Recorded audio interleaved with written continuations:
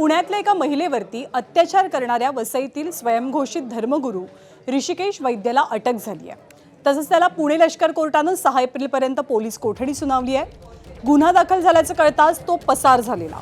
पुणे शहर पोलिसांच्या विशेष पथकासह मांजरी पोलिसांनी त्याचा शोध घेऊन त्याला पिंपरी परिसरातून अटक केली।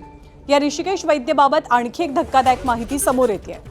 सामाजिक कार्यकर्ते भूपेश पाटलांनी दिलेल्या माहितीनुसार 2018 सालीच या भोंदू बाबाचे कारनामे उजेडात आलेले। या भोंदूने एका मुलावरती अत्याचार केल्याचा गंभीर आरोप होता, पण समाजामध्ये बदनामी होईल या भीतीपोटी संबंधित मुलाच्या पालकांनी तक्रार मागे घेतली असा दावा करण्यात आलाय।